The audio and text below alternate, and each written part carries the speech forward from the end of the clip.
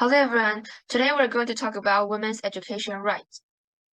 And first, do you know worldwide 130 million girls are out of school? That's more than the population of the United Kingdom and France put together.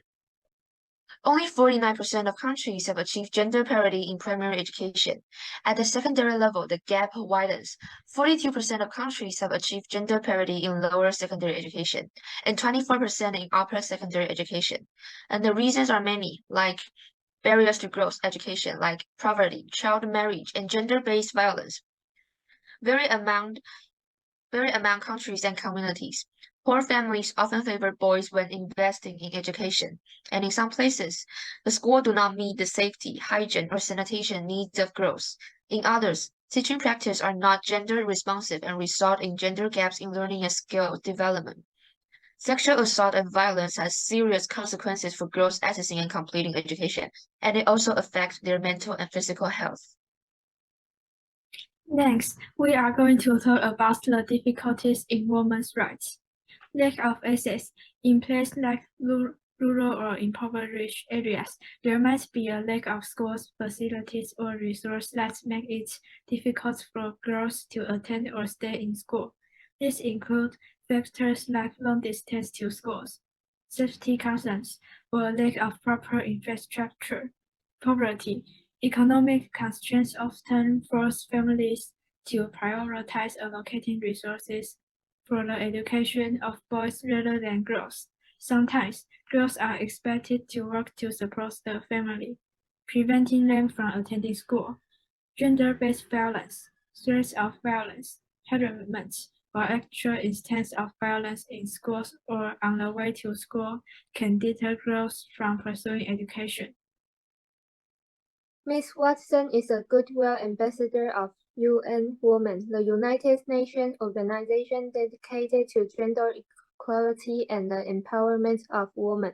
In that role, she has launched the He for She campaign, which seeks to engage men and boys in removing the social and cultural barriers that prevent women and girls full participation in society. As she said at UN Women event in September 2014, we don't often talk about men being imprisoned by gender stereotypes, but I can see that they are, and that when they are free, things will change for women as a natural consequence. In 2007, 1 year after President Johnson Sirleaf took office, Liberia joined the Global Partnership for Education and subsequently enacted a long-term education sector plan that emphasizes the expansion and equality improvement of preschool and primary education, ensuring that every child goes to school, stays in school, and learns something of value will require firm commitment and action by government to invest in education and prioritize the education of it. What can we do for women's education rights? First, as a student, we can promote the idea about women's education on social media. The purpose is to let more people know there are several people who still need help. Promoting ideas through social media can be a powerful and effective way to reach a wide audience. Second, supporting organizations that fight for girls and women's education. For example, Campaign for Female Education, which is called CanFED, is the organization supporting women's education. Their goal is to multiply the amount of girls in the school and provide new opportunity of the leadership. Last, ask our government to place education as a priority in both policy and practice.